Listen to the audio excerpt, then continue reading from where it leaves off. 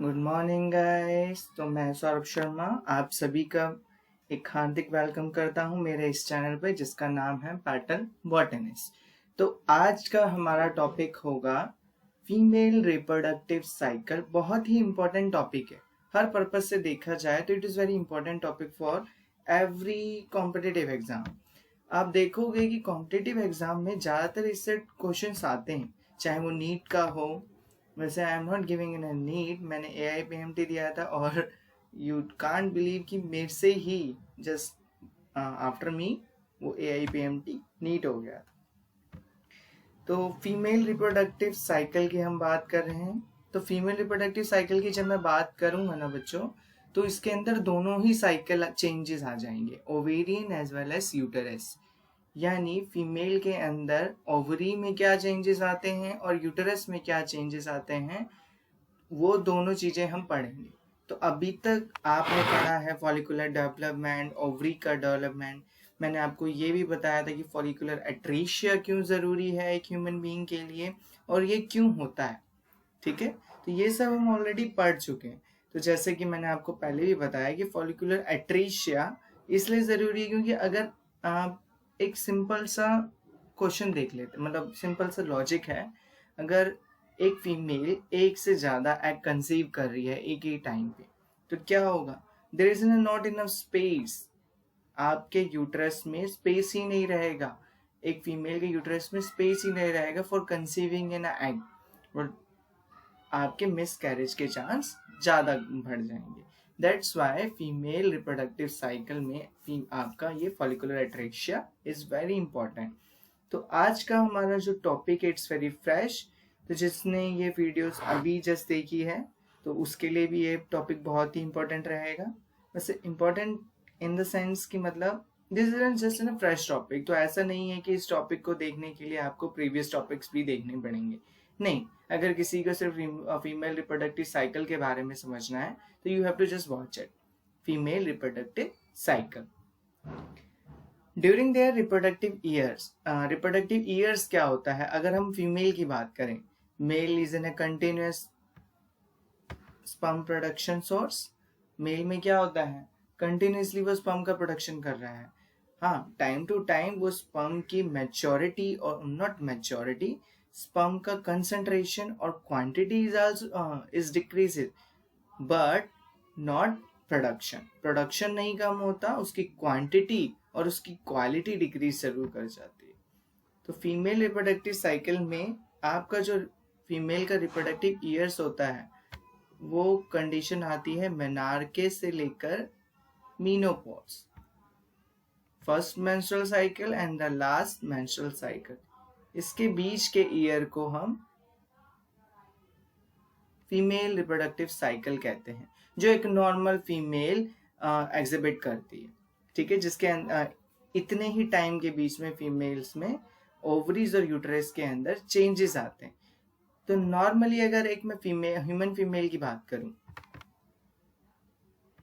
Okay, normally अगर मैं एक ह्यूमन फीमेल की बात करूं तो इसमें जो फीमेल रिप्रोडक्टिव साइकिल होती है ना, it's take about just in 1 month.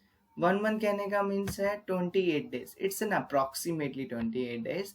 जरूरी नहीं है कि 28 डेज ही हो, किसी किसी में मिनिमम 20 डेज का भी होती है, किसी किसी में मैक्सिमम 40 डेज की भी होती है।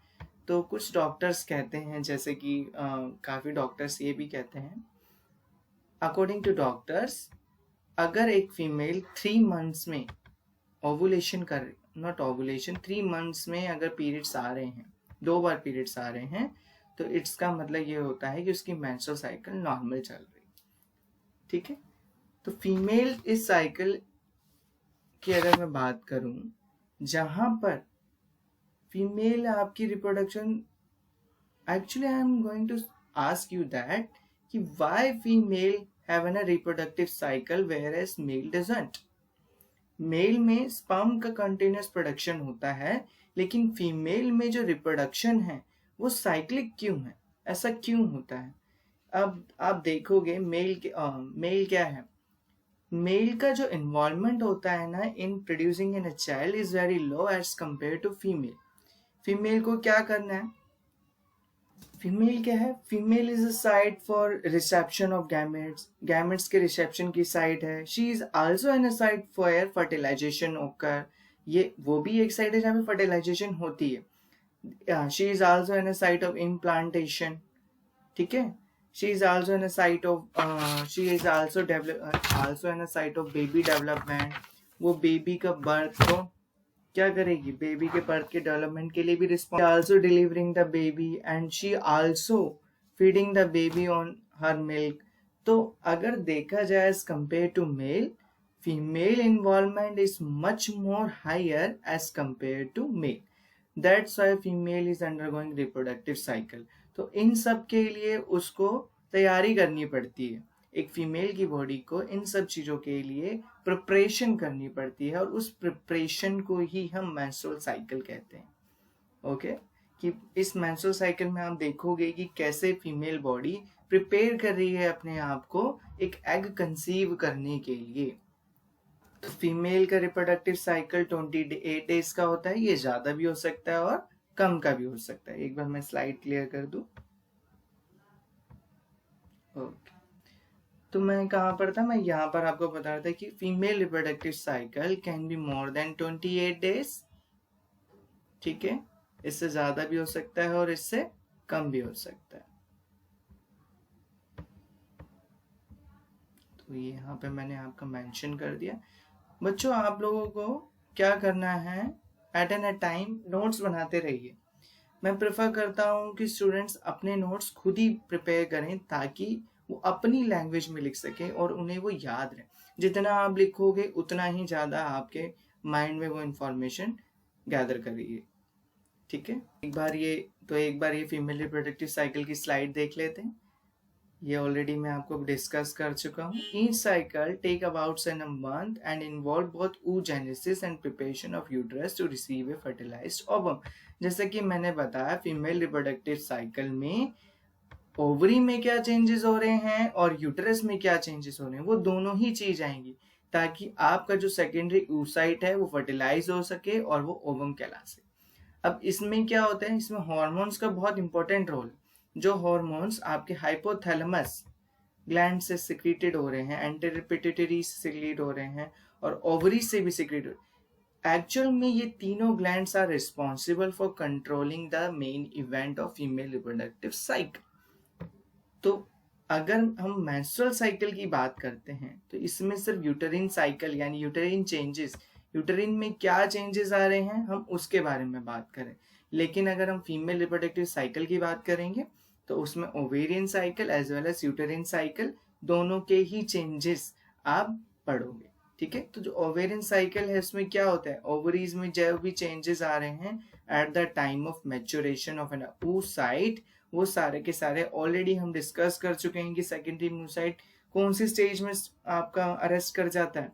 मेटाफेज 2 स्टेज में. और जैसे ही उसको स्पर्म मिलता है किसमें? फेलोपियन ट्यूब में आके स्पर्म आ जाएगा. फेलोपियन ट्यूब में जैसे उसको स्पर्म मिला वो फर्टिलाइज हो जाएगा. फर्टिलाइज होते ही वो आपका ओवम प्रोड्यूस कर ले. तो इस टाइम पे और जब आपका सेकेंडरी oocyte रिलीज हुआ है या वो सेकेंडरी oocyte रिलीज हुआ है और ये फर्टिलाइज हुआ या ना हुआ हो, उसके फर्टिलाइजेशन के इफेक्ट यूटरिन चेंजेस पे नहीं होंगे. कहने का मतलब ये है कि आपका सेकेंडरी oocyte फर्टिलाइज कर रहा हो या ना कर रहा हो, यूटरिन साइकिल में जो चेंजेस हो रहे हैं वो कंटिन्यूस ही रहेंगे, चाहे वो फर्टिलाइज करे या ना करे. अब यूटरिन क्या है? यूटरिन में आपके एक कॉन्करेंट चेंजेस आते हैं, यानी आपकी जो एंडोमेट्रियम है, ठीक है, ये अपने आप को प्रिपेयर करती है फर्टिलाइज ओवम के लिए, चाहे वो बने या ना. तो यूटेरिन में जो चेंजेस होते हैं वो लगातार चेंजेस होते रहते हैं. अगर आपका ओवम फर्टिलाइज और not ovum secondary oocyte fertilise करे या ना करे, यूटेरिन को अपने अंदर वो चेंजेस लाने ही होते हैं अंटिल बर्थ. तो फर्टिलाइजेशन हो या ना हो, जो ओवेरियन हार्मोन है उनका वेन होगा. वेन यानी वो फिनिश हो जाएंगे और जो आपकी स्ट्रेटम फंक्शनैलिस है वो क्या हो जाएगी? शेड ऑफ हो जाएगी. यानी आपका जो एंडोमेट्रियम है, जो अभी हम पढ़ेंगे, एंडोमेट्रियम में 2 लेयर्स होती हैं. ठीक है. और उसमें से सिर्फ एक ही लेयर जो आपकी मोस्ट अगर देखा जाए तो इनर वाली लेयर स्ट्रैटम फंक्शनैलिस, ठीक है। ये अगर मैं बॉडी के बाहर आउटसाइड की बात कर रहा हूँ तो इनर, वैसे एंडोमेट्रियम की जस्ट आउटसाइड लेयर जो होती है वो स्ट्रैटम फंक्शनैलिस कहलाती है। यही आपकी स्लॉट ऑफ होती है, यानी यही आपकी शेड ऑफ हो जाती है। तो फीमेल अगर मैं जनरल टर्म में कहूँ तो रिप्रोडक्टिव साइकिल क्या है, जिसके अंदर आपके ओवेरियन और यूटेरिन चेंजेस होते हैं। हार्मोनल ये चेंजेस को रेगुलेट करते हैं और ये चेंजेस आपके पूरी बॉडी में जो भी चेंजेस आ रहे हैं in female during the time of at the not during the time after puberty, जो भी चेंजेस आ रहे हैं आफ्टर मिनार्क, आपके मिनार्क के बाद जो भी चेंजेस आ रहे हैं। तो मैं नेक्स्ट स्लाइड पे चलता हूँ। Phases of reproductive cycle. तो जैसे कि मैंने बताया है कि female reproductive cycle typically 24 to 35 days से रेंजेस करता है। मिनिमम 20 डेज भी हो सकते हैं और मैक्सिमम 45 डेज भी हो सकते हैं, ऐसा नहीं है, इट इज नॉट फिक्स्ड, ठीक है।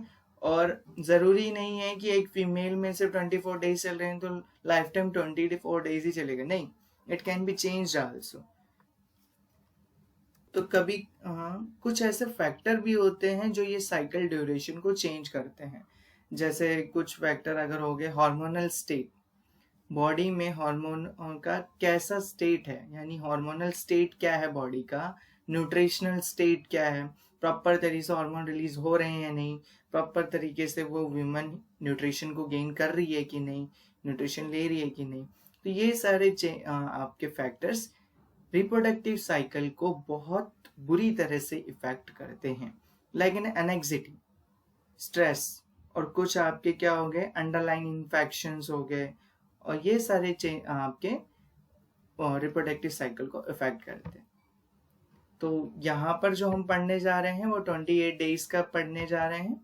तो 28 डेज के बेसिस पे ये स्लाइड्स मैंने बनाई हुई है।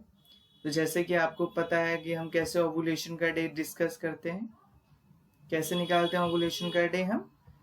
आपका ल्यूटियल फेज इज फिक्स्ड जो 14 डेज का होता है, ठीक है। मान लो किसी की मेंस्ट्रुअल साइकिल 35 डेज की चल रही है, तो उसका ओवुलेशन टाइम जो होगा उसमें को निकालने के लिए हम क्या करेंगे, 35 - 14 = 21 डेज पे आपका ओवुलेशन होगा। बट ये जरूरी नहीं है कि वो 21 डेज पे ही ओवुलेशन करे, +2 और +2 और -2 डे हम लेके चलते हैं, ये अप्रोक्सीमेटली चलता है, फिक्स नहीं है, it is in a biology. ये हम ह्यूमन बॉडी की बात कर रहे हैं, एक लिविंग सिस्टम की बात कर रहे हैं, तो ये फिक्स नहीं होता है बच्चों, ये हम 1-2 दिन ऊपर पीछे लगा सकते हैं। तो on the basis of ovarian changes 3 phases आते हैं। तो जनरली 2 फेजेस होंगे जिसमें आपका ओवुलेशन होता है, ठीक है। फॉलिकुलर फेज, तो 1 दिन से लेकर 14th डे को हम फॉलिकुलर फेज कहते हैं, जिसके अंदर आप ऑलरेडी पढ़ चुके हैं डेवलपमेंट ऑफ फॉलिकल्स। यही तो फॉलिकुलर फेज के अंदर आएगा कि फॉलिकल्स का डेवलपमेंट कैसे हो रहा है, फॉलिकल्स अट्रेशिया में कैसे जा रहे हैं, और अल्टीमेटली क्या होगा 14 डेज ओवुलेशन हो जाएगा।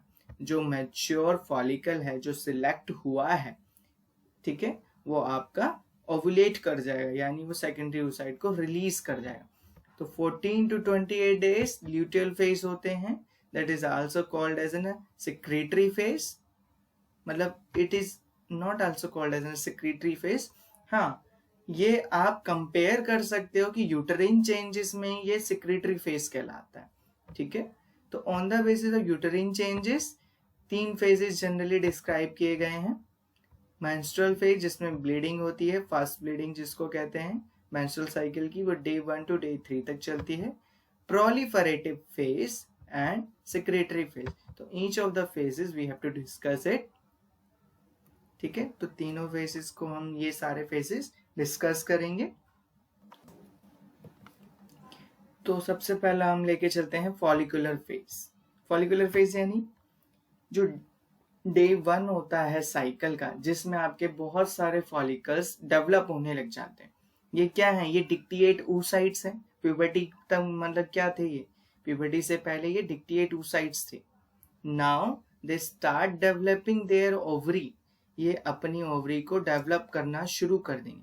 वेदर इन द लेफ्ट और वेदर इन द राइट, जरूरी नहीं है, इट कैन बी मतलब कहीं पे भी हो सकता है। कैसे होगा?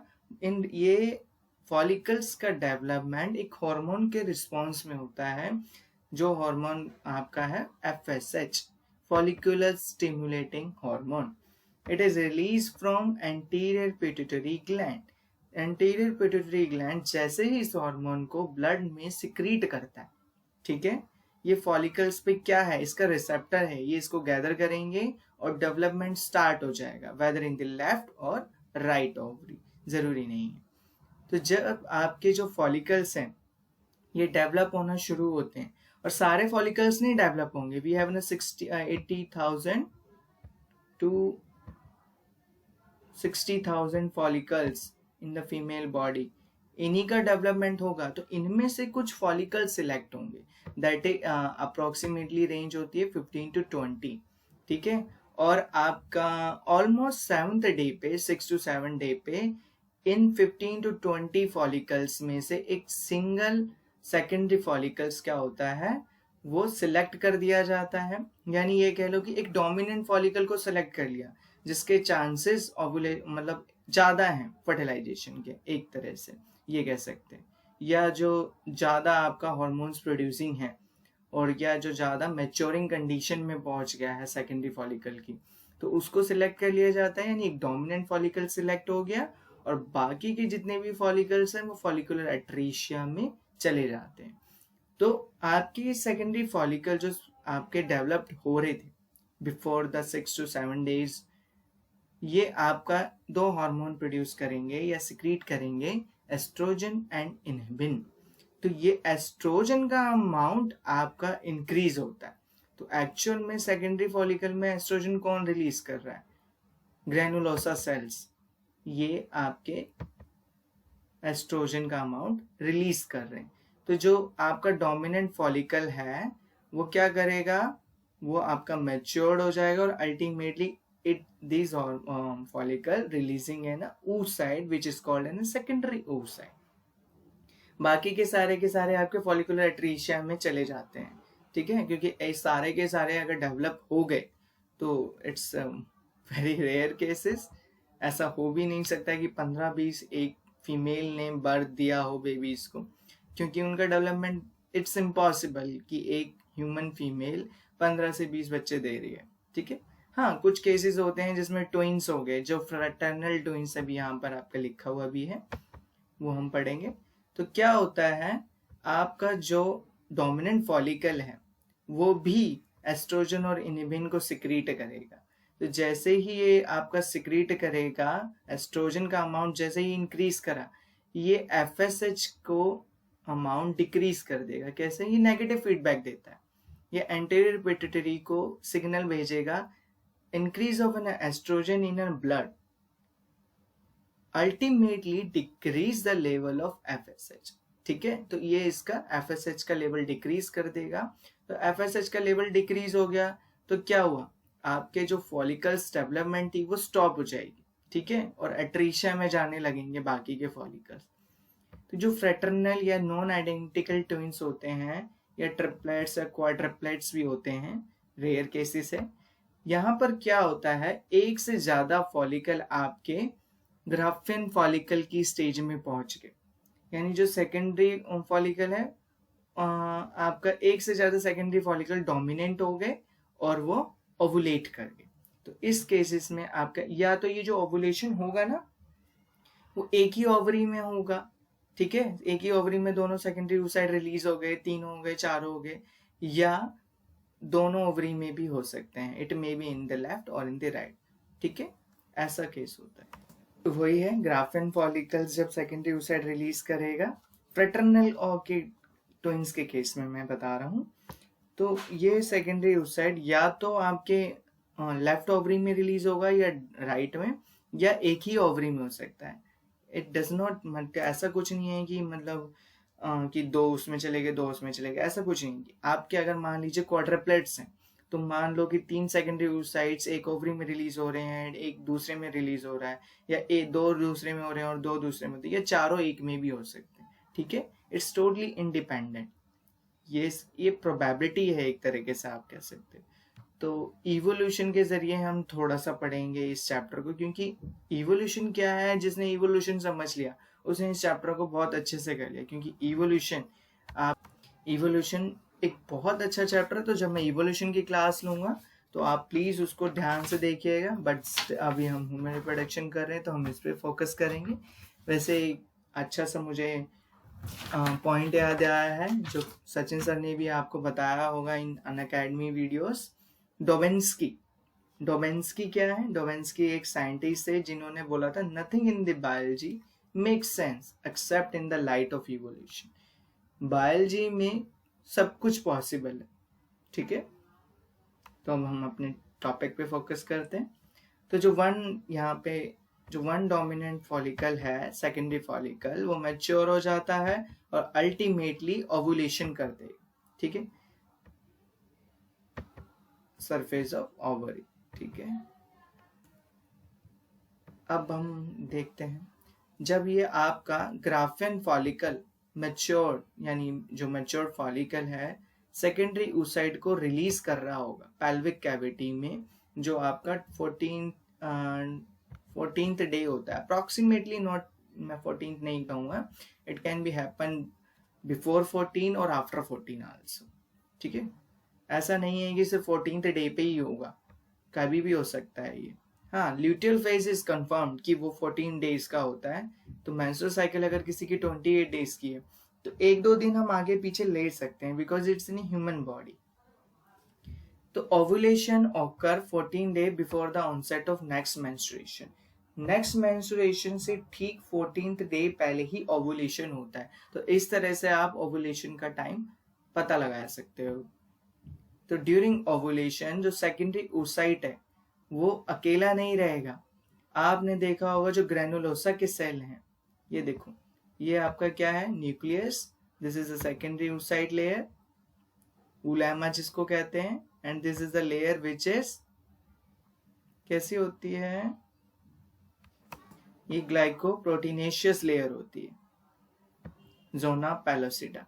इसके बाहर कुछ सेल्स होते हैं which is made up of from granulosa cells, जिस लेयर को हम बोलते हैं कोरोना रेडियाटा। ये इनका न्यूक्लियस है। ठीक है, तो ग्रेनुलोसा सेल से ये कोरोना रेडियाटा बना है। क्या होता है जब आपका एस्ट्रोजन का लेवल हाई रहेगा, ठीक है, जो एक पॉजिटिव फीडबैक देगा, जिसकी वजह से आपका एलएच इंक्रीज कर जाएगा। ठीक है, आपका थैका इंटरना में जो एलएच के रिसेप्टर हैं वो क्या करेंगे? इस एलएच हार्मोन को क्या करेंगे? रिसेप्ट करेंगे। ठीक है, जिसकी वजह से आपका एलएच हार्मोन क्या करेगा? एक एलएच सर्ज बनेगा। इस एलएच सर्ज की वजह से ही ओवुलेशन होता है। ये एलएच क्या है? आपका एक गोनाडोट्रोपिन हार्मोन है। ठीक है, जो एक ओवुलेशन करेगा। तो ये जीएनआरएच कहाँ से रिलीज हो रहा है? हाइपोथैलेमस ग्लैंड से। तो ultimately who is responsible for ovulation? Question आपका आता है which hormone is responsible for ovulation? That is आपका नो डाउट की ल्यूटेनाइजिंग हार्मोन है जो ओवुलेशन के लिए रिस्पॉन्सिबल होता है। लेकिन अगर एस्ट्रोजन का लेवल हाई नहीं हुआ, ठीक है, तो ये एलएच को मतलब आपके हाइपोथैलेमस ग्लैंड से एलएच का सिक्रीशन नहीं होगा। तो एलएच के लिए एस्ट्रोजन का लेवल हाई होना बहुत जरूरी है, जो एक पॉजिटिव फीडबैक देता है। ठीक है, तो ये हैं फेजेस ऑफ मेंस्ट्रुअल साइकिल। तो आप यहाँ पर देख रहे हो कि ये देखिए एफएसएच का लेवल डाउन जा रहा है, दोनों की पीक आती है। ठीक है, एलएच का जब लेवल देखो, एफएसएच का जब लेवल हाई था फॉलिकल स्टिमुलेटिंग हार्मोन का, तो एलएच का लेवल बहुत लो था। जब एफएसएच डिक्रीज होने लग गया तो एलएच इंक्रीज हो गया और एलएच सर्ज आया जस्ट बिफोर ओवुलेशन से एक दिन पहले, एंड अल्टीमेटली इट डाउन्स। ठीक है, मेटाफेज 2 में ये स्टेज था। आप यहाँ देखोगे जब फॉलिकल्स का लेवल जब था तो फॉलिकुलर फेजेस, फॉलिकल्स का डेवलपमेंट हो रहा था। जैसे ही oocyte रिलीज हुआ, कॉर्पस ल्यूटियम का फॉर्मेशन हुआ, फिर कॉर्पस ल्यूटियम का रिग्रेशन हो जाएगा। तो जब कॉर्पस ल्यूटियम का फॉर्मेशन और just before releasing of an secondary oocyte और ovulation, the level of LH is high, sharp हो जाता है, जिसको हम एलएच सर्ज बोलते हैं। ठीक है, तो it is because of hormone oestrogen, ये एस्ट्रोजन के हार्मोन की वजह से ही होता है। ठीक है, तो आप कॉर्पस ल्यूटियम को हम क्या बोलते हैं, एक दूसरे नाम से भी जानते हैं, व्हाइट बॉडी। ठीक, तो कॉर्पस ल्यूटियम येलो कलर का क्यों होता है, because of in presence of in protein that is called an lutein protein. That's why this face को हम ल्यूटियल फेस कहते हैं, ये कॉर्पस ल्यूटियम से ही आया। इसमें कैरोटीन पिगमेंट होता है, और आपको येलो स्पॉट भी सुना होगा आपने, जो आपके आई में आप पढ़ोगे। ठीक है, येलो स्पॉट। ठीक है, तो कॉर्पस एल्बीशियंस जब ये आपका डेड हो जाता है, जिसको हम व्हाइट बॉडी भी बोलते हैं। तो एक बार हम मैकेनिज्म भी देख लेते हैं, ओवुलेशन के पीछे का मैकेनिज्म क्या था। High concentration of oestrogen stimulate, क्या करेगा, ये स्टिमुलेट करेगा मोर frequent release of GnRH from hypothalamus. ठीक है, जो डायरेक्टली स्टिमुलेट करेगा गोनाडोट्रोप्स को, जो एंटीरियर पिट्यूटरी में। तो अल्टीमेटली एस्ट्रोजन जीएनआरएच को, गोनाडोट्रोपिन रिलीजिंग हार्मोन को हाइपोथैलेमस ग्लैंड से रिलीज करवाएगा। ठीक है, अब ये हार्मोन एंटीरियर पिट्यूटरी पे एक्ट करेगा, जो जीएनआर रिलीज करेगा, गोनाडोट्रोपिन हार्मोन। ठीक है, ये क्या है आपका LH. This LH secretes will do an ovulation. तो जीएनआरएच प्रमोट करता है एफएसएच का रिलीज को, and addition LH by anterior pituitary. ये दोनों काम करता है, लेकिन एक टाइम पे एक ही चीज हो सकती है। तो एलएच का सर्ज ग्राफिन फॉलिकल्स को रप्चर करेगा, जो आपका अप्रोक्सीमेटली 14th डे होता है, and expulsion of an secondary oocyte about 9-12 hours after the peak of LH surge. LH surge के जस्ट 9 से 12 घंटे के बाद ही आपका सेकेंडरी oocyte रिलीज हो जाता है। That's why we are calling just before the day of an ovulation. ठीक है, जब ओवुलेटेड oocyte है, जो इसके पास लेयर हैं आपके, जोना पेलोसिडा हैं, कोरोना रेडियाटा हैं, ये आपकी क्या हो जाएंगी, अब ये यूटरीन ट्यूब में जाएंगे। अब यूटरस ने जो चेंजेस करे हैं अपनी बॉडी में, देखो फर्टिलाइजेशन हो या ना हो, यूटरस को चेंजेस करना जरूरी है। क्यों, क्योंकि अगर फर्टिलाइजेशन हो गया और यूटरस तैयार नहीं है, तो क्या होगा, बेबी कंसीव नहीं हो पाएगा। That's why uterine changes will occurring continuously occur होता है। तो यूटरीन चेंजेस अलग चलते रहते हैं, और ओवेरियन चेंजेस भी चलते रहते हैं, चाहे फर्टिलाइजेशन हो या ना हो। फर्टिलाइजेशन हो गया तो क्या होगा, ये सेकेंडरी oocyte आपका फैलोपियन ट्यूब में, नाउ ये फैलोपियन ट्यूब में जाके इसका फर्टिलाइजेशन हो गया मान लो स्पर्म से, तो ये ओवम कहलाएगा। Now it is undergo uterine, जहां पर आपका इम्प्लांटेशन होगा और मेच्योरेशन होगा, डेवलपमेंट होगा बेबी का। लेकिन अगर ये फर्टिलाइज नहीं हुआ, ठीक है, तो ये क्या होगा, फैलोपियन ट्यूब में ही फैगोसाइटोसिस हो जाएगा इसका, और निशान भी नहीं रहेगा इसका। अब क्या है, फर्टिलाइजेशन नहीं हुआ, लेकिन जो यूटरिन में चेंजेस हैं, जो पेल्विक कैविटी में जो चेंजेस हुए थे इन यूटरिन, उनको डिसइंटीग्रेट होना पड़ेगा, क्योंकि यूटरस को नहीं पता ना कि फर्टिलाइजेशन 100% होना ही है या नहीं होना। तो क्या होता है, आपकी वही है जो यूटरिन में जो एंडोमेट्रियम लेयर है वो शेड ऑफ हो जाती है, जिसकी वजह से ब्लीडिंग होती है। तो यही आप इसी ब्लीडिंग को हम मेंस्ट्रुअल ब्लीडिंग कहते हैं। ठीक है, तो क्या होता है, कभी कभार स्मॉल अमाउंट ऑफ ब्लड जो लीक कर जाता है पेल्विक कैविटी में during the time of follicles rupturing, जिसकी वजह से एक पेन होता है जिसको हम बोलते हैं मिटल स्मर्ज। ये आपका pen eight the time of ovulation होता है।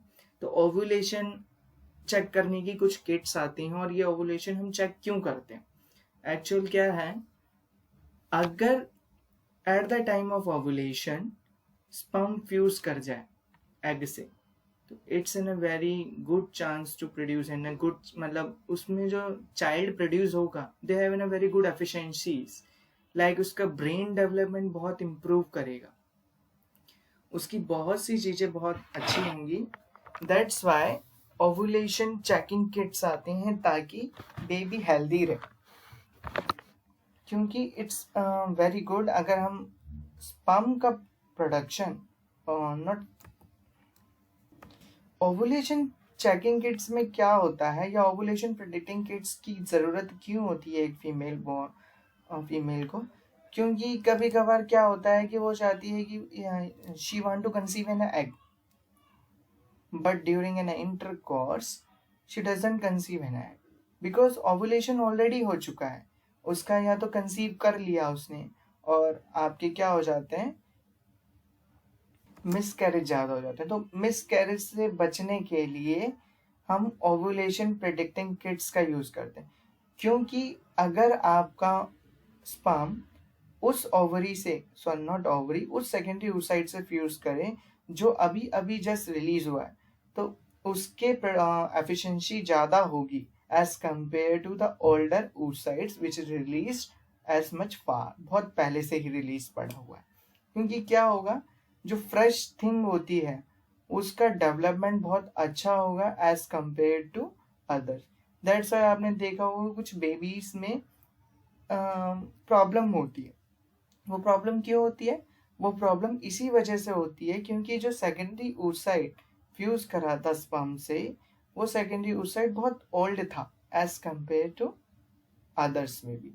तो चांसेस अगर आप देखो कि मतलब, मेरा कहने का मतलब ये है, अगर एक फीमेल चाहती है कि उसका बच्चा एक हेल्दी हो, एक अच्छा हो, मतलब माइंड से फुली डेवलप्ड हो और एक यूनिक हो, तो उस वो ओवुलेशन को प्रिडिक्ट कर सकती है। क्योंकि अगर at the time of ovulation sperm fuse कर जाए उससे, तो it's very good to producing an healthy child. ठीक, तो क्या होता है मार्केट में, एक तो इसका सिंपल तरीका है, एक ह्यूमन को, मतलब एक फीमेल अपने मेंस्ट्रुअल साइकिल को स्टार्टिंग से मिनार से ही कंटिन्यूसली वो आपके चेक कर रही है कि उसके पीरियड्स इतने मंथ में आ रहे हैं, फिक्स्ड है, तो वो ओवुलेशन माइनस करके निकाल सकती है कि ल्यूटेल फेजेस ने अपना मेंस्ट्रुअल साइकिल में से माइनस कर दिया कि ओवुलेशन उसका यहाँ पर होने वाला है। तो इट्स नॉट फिक्स, ऐसा होता नहीं है हमेशा, लेकिन अगर फिर भी किसी का हो रहा है कि वो 3-4 सालों से या 10 सालों से उसका फिक्स चल रहा है, तो वो कर सकती है ऐसे केस में। लेकिन मार्केट में कुछ ऐसी किट्स भी आती हैं जिनको हम ओवुलेशन प्रिडिक्टिंग किट्स कहते हैं। ये ओवुलेशन प्रिडिक्टिंग किट्स क्या करती हैं, ह्यूमन फीमेल में यूरिन का एलएच को डिटेक्ट करती हैं। अगर ह्यूमन फीमेल में यूरिन में एलएच हार्मोन का अगर लेवल इंक्रीज कर रहा है, इसका मतलब ओवुलेशन हो चुका है। अगर एलएच पॉजिटिव आता है टेस्ट में, इट मीन्स ओवुलेशन ओकर, अगर नहीं आ रहा तो ओवुलेशन नियर बाय ही है। तो ये एक ऐसा किट होता है। और एक और चीज होती है जिसमें क्या करती है, क्या करना चाहिए फीमेल्स को, बॉडी टेम्परेचर को चेक करना चाहिए कि मतलब एट द टाइम जब उसे लग रहा हो कि उसका ओवुलेशन का टाइम नियर बाय आने वाला है, या जब उसकी फर्स्ट साइकिल हो, मेंस्ट्रुअल साइकिल जब स्टार्ट हुई है, फर्स्ट डे हो, तो उसको अपना टेम्परेचर चेक करना चाहिए।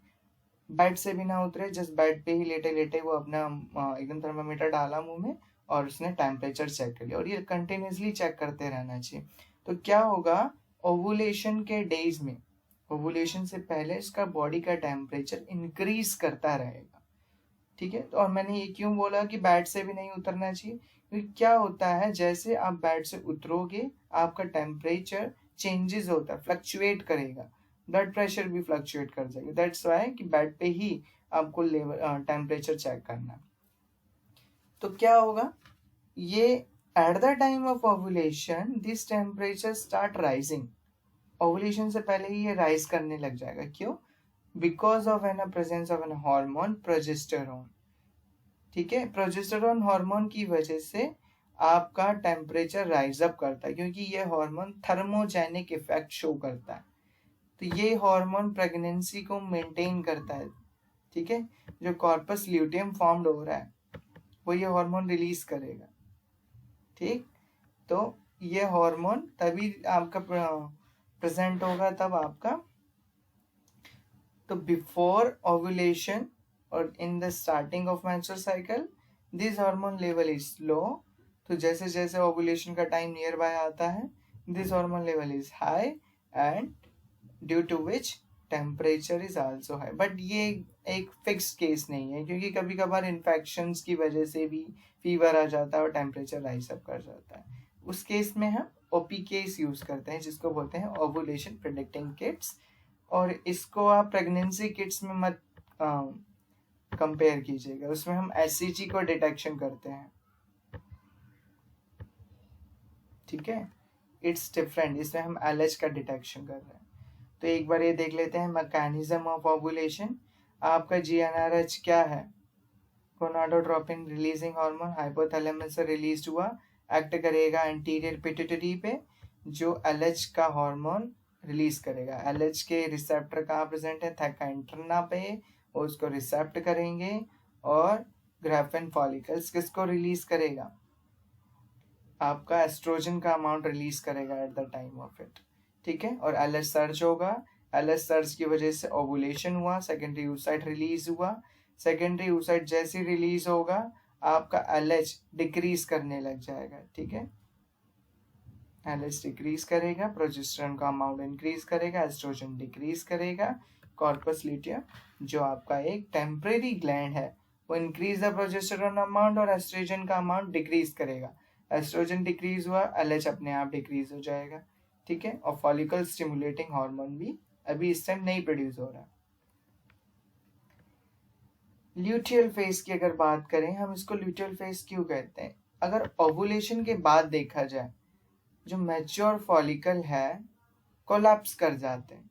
जो आपकी बेसमेंट मेम्ब्रेन है लेयर्स की, आपके फॉलिकल ये एक बात को, ग्राफिन फॉलिकल्स की जो बेसमेंट मेम्ब्रेन है वो ग्रैनुलोसा सेल से कोलैप्स करके एक लेयर बना देते हैं, ठीक है। और थैका इंटरना भी ब्रोकन डाउन हो जाती है ओवुलेशन के टाइम, और ये आपका एक लेयर बना लेंगे। ये सारी लेयर्स क्या करेंगे? आपकी कॉर्पस ल्यूटियम फॉर्म करेंगे।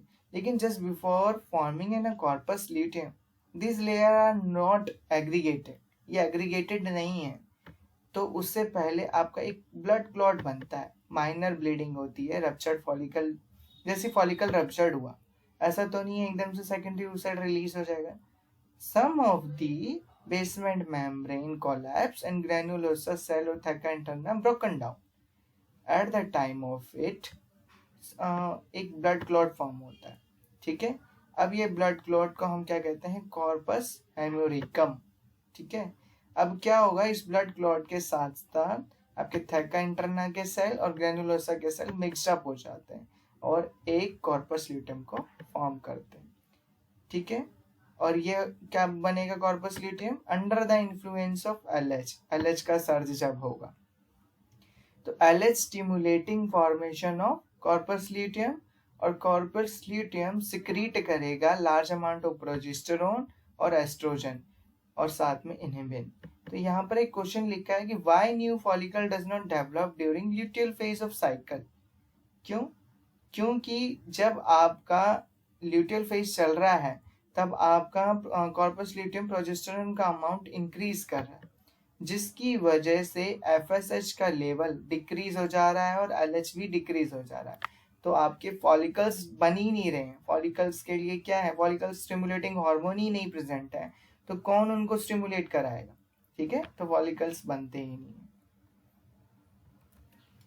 एक और बार इसको देख लेते हैं। लेटर इवेंट्स में अगर हम बात करें, ओवरी क्या करती है? oocyte पे डिपेंड करेगी कि वो oocyte फर्टिलाइज्ड है या नहीं। अगर नहीं फर्टिलाइज्ड है, ठीक है, तो कॉर्पस ल्यूटियम क्या करेगा? Within 10 to 12 days it's life span will be off, ये खत्म हो जाएगा। It have to be degenerate, ठीक है। और वो डीजनरेट होके एक वाइट बॉडी बना लेता है, जिस वाइट बॉडी को हम कॉर्पस एल्बीशियंस कहते हैं। लेकिन अगर ये फर्टिलाइज्ड हो गया तो इसको अपना प्रोजेस्टेरोन का जो लेवल ये प्रोड्यूस कर रहा है उसको मेंटेन करना पड़ेगा, ठीक है।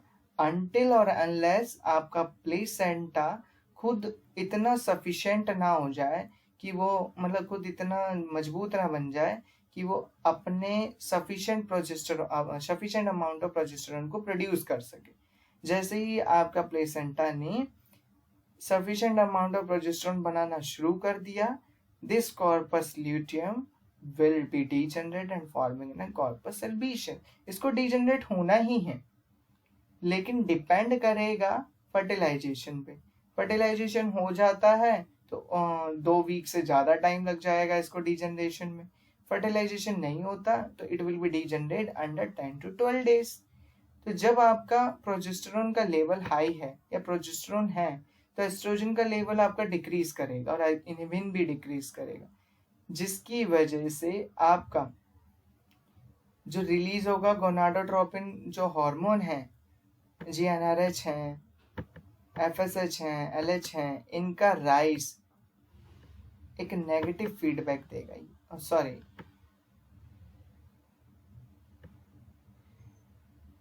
ये लाइन मैं आपको एक्सप्लेन करता हूँ। As the level of progesterone, estrogen and inhibin decrease, जब प्रोजेस्टेरोन, एस्ट्रोजन और इनहिबिन डिक्रीज करेंगे तब इन दोनों का लेवल राइज अप करेगा, जिसकी वजह से एक नेगेटिव फीडबैक होगा।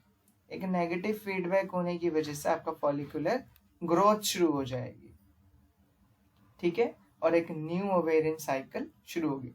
लेकिन ये तब होगा तब आपका फर्टिलाइजेशन नहीं हुआ। लेकिन फर्टिलाइजेशन अगर हो गया तब इन हार्मोन का लेवल इंक्रीज करेगा और ये FSH का हार्मोन लेवल डिक्रीज करेगा और आपका फर्टिलाइजेशन फॉलिकुलर स्टिमुलेशन लो रहेगा और ओवेरियन की नई साइकिल नहीं शुरू होगी। तब आपका बेबी डेवलपमेंट शुरू हो जाएगा, ठीक है, और इम्प्लांटेशन और फर्दर प्रोसेस होंगे। तो जब सेकेंडरी oocyte फर्टिलाइज कर गया, डिवाइड करेगा, कॉर्पस ल्यूटियम परसिस्ट रहेगी और वो क्या करेगा, तब तक परसिस्ट रहेगी तब तक प्रेगनेंसी में जो प्लेसेंटा है वो अपना सफिशिएंट अमाउंट ऑफ प्रोजेस्टेरोन को नहीं प्रोड्यूस कर लेती, ठीक है। It is rescued from degeneration, और ये तब डीजनरेट होगा तब आपका HCG हार्मोन लेवल प्रोड्यूस होने लग गया। तो ये हार्मोन कौन प्रोड्यूस करता है? सिंक्शियोट्रोफोब्लास्ट लेयर, प्लेसेंटा की ट्रोफोब्लास्ट लेयर प्रोड्यूस करती है। That's why I am saying कि प्लेसेंटा खुद इनेबल ना हो जाए सफिशिएंट अमाउंट ऑफ प्रोजेस्टेरोन को बनाने में, ठीक है। तो उसमें क्या होता है, उसमें एक लेयर होती है सिंक्शियोट्रोफोब्लास्ट, with these layer producing in HCG hormone। Pregnancy testing kit में हम इसी का टेस्ट करते हैं, जिसको ग्रेविंडेक्स टेस्ट कहते हैं, यहाँ पर लिखा भी है, ठीक है। तो ये आपका फर्टिलाइजेशन के ठीक 9 to 8 डेज के बाद होता है। तो लाइक LH, HCG स्टिमुलेट करता है secondary activity of corpus luteum, जो कॉर्पस ल्यूटियम की सेकेंडरी एक्टिविटी है उसको स्टिमुलेट करेगा, यानी production of an progesterone hormone. The presence of an HCG in maternal blood or urine indicate करता है कि human female is pregnant। That's why Gravendex test में हम इस हार्मोन का डिटेक्ट करते हैं। Menstrual cycle, this is an LH search, ठीक है। ओवुलेशन हुआ, LH का अमाउंट डिक्रीज करने लगा क्योंकि प्रोजेस्टेरोन इंक्रीज कर रहा है।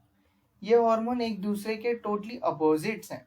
आप देखोगे कि एक हार्मोन आपका इंक्रीज कर रहा है, दूसरा डिक्रीज कर रहा है, क्योंकि ये नेगेटिव फीडबैक शो करते हैं, ठीक है। तो हर हार्मोन एक कहानी बताता है। अगर आप ध्यान से पढ़ोगे तो biology is just an story, you have to just read it like an story, but ये स्टोरी आप ऐसे पढ़िए जैसे आपको याद हो जाए, ठीक है। तो ओव्यूलेशन यहाँ तक हम कर चुके हैं, ल्यूटियल फेज तक। मेंस्ट्रुअल फेज के बारे में हम नेक्स्ट क्लास में पढ़ेंगे। ओके, चलिए 2-3 स्लाइड्स हैं, मैं इसको भी कवर अप करा देता हूँ। मेंस्ट्रुअल फेज की बात करें तो मेंस्ट्रुअल फेज में क्या हो रहा है, आपके मेंसेस और मेंस्ट्रुएशन हो रहा है, यानी जो यूटरीन चेंजेस हैं जो आपके eight the time of menstrual cycle हुआ है उनके बारे में हम पढ़ने लगेंगे। तो मेंस्ट्रुएशन फेज आपका 3 से 5 दिन तक रहता है मैक्सिमम। तो फर्स्ट डे ऑफ मेंस्ट्रुएशन यानी जिसमें आपकी ब्लीडिंग स्टार्ट होती है उससे लेकर अप टू 5 डेज तक चलता है। तो मेंस्ट्रुअल फ्लो में आपका क्या होगा, approximately 40 to 150 ml of blood release होता है। इस ब्लड में आपका फ्लूइड, म्यूकस और एपिथेलियल शेल शेड ऑफ करते हैं एंडोमेट्रियम के साथ, ठीक है। और एंडोमेट्रियम की कौन सी लेयर शेड ऑफ करती है? स्ट्रेटम फंक्शनैलिस, ये लेयर शेड ऑफ होती है। जो आपका प्रोजेस्टेरोन हार्मोन का लेवल और एस्ट्रोजन का लेवल डिक्रीज हो गया, ये स्टिमुलेट करेंगे प्रोस्टाग्लैंडिन्स को, ठीक है, जो एक यूटेरिन स्पायरेनाट्रियोल्स हैं और कॉन्स्ट्रिक्ट करेंगे, कॉन्स्ट्रिक्शन होने लग जाएगी, जिसकी वजह से सब ऑक्सीजन की सप्लाई कम होने लग गई और ये डाई होने लग गए, और इवेंचुअली डाई होने की वजह से एंडोमेट्रियम की इनर जो लेयर है, ये जो आउटर लेयर स्ट्रेटम फंक्शनैलिस है, वो शेड ऑफ होने लग जाएगी। क्यों? ये थिन होने लग गई, बहुत थिन होने लग जाती है, ठीक है, और सिर्फ आपकी एंडोमेट्रियम की स्ट्रेटम बेसिलिस रिमेन करती है। This layer actually always remain, इसी को हम मेंस्ट्रुअल फ्लो बोलते हैं, ठीक है, जो वेजाइना से आउटसाइड आता है। तो प्रोलिफरेटिव फेज को आप पहले, मेंस्ट्रुअल फेज से समझने से पहले आप प्रोलिफरेटिव फेज को पढ़ना, क्योंकि मेंस्ट्रुअल फेज तब तक नहीं समझ आएगा तब तक आपको प्रोलिफरेटिव फेज नहीं आता। तो मैंने ये आपको पहले बता दिया है, बट आप इसको पहले देखिएगा। जब आपका एस्ट्रोजन लिबरेट हुआ है ब्लड में, जिसकी वजह से ओवेरियन फॉलिकल स्टिमुलेट होने लग गए, और जो एंडोमेट्रियम लेयर है वो रिपेयर अप हो रही है, यानी वो प्रोड्यूस कर रही है और ज़्यादा अपने आप को थिक कर रही है, क्योंकि उसको नहीं पता कि फर्टिलाइजेशन होना है या नहीं होना। It have to be made, मतलब उसको अपने आप को प्रिपेयर करना है फॉर एग, ओवम के लिए प्रिपेयर करना है, चाहे वो फर्टिलाइज हो या ना हो। फर्टिलाइज हो गया तो आपका ओवम यहाँ पे इम्प्लांटेड होगा, नहीं होगा तो ये लेयर क्या हो जाएगी, शेड ऑफ हो जाएगी। तो आपकी ऐसे ही एक बार देख लेते हैं, ठीक है। These are the stratum basilis.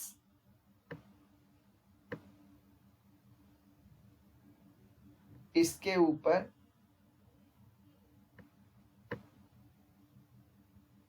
Glands produce होते हैं और ये सेल बन रहे हैं अब, ठीक है। एस्ट्रोजन जो रिलीज करेंगे, तो स्ट्रेटम बेसिलिस एस्ट्रोजन रिलीज करेगी। स्ट्रेटम फंक्शनैलिस, ये आपके न्यूक्लियस दिखा दिए ग्लैंड्स, यही लेयर शेड ऑफ हो जाती है। तो एंडोमेट्रियम को थिक होना पड़ता है, क्योंकि ये इम्प्लांटेड करना है इसको एग को। तो as the endometrium thickens, endometrial glands जो डेवलप हुए हैं, these are the endometrium glands जो मैं बता रहा था, ठीक है, वो आपके क्या करेंगे, आर्टरियोल्स को कॉइल्स अप करेंगे, जिसकी वजह से आपका स्ट्रेटम फंक्शनैलिस पेनिट्रिएट कर जाएगा। पेनिट्रिएशन की वजह से endometrium will be thicken now, ये थिक होती जा रही है, ठीक है। और ये जो लेयर है आपके stratum function basalis, this layer is responsible for producing of an stratum functionalis. क्यों? क्योंकि इसी लेयर के सेल माइटोसिस करते जाते हैं, और ये माइटोसिस करते जाते हैं और न्यू सेल बनाते जाते हैं, उन्हीं सेल्स को हम बोलते हैं स्ट्रेटम फंक्शनैलिस।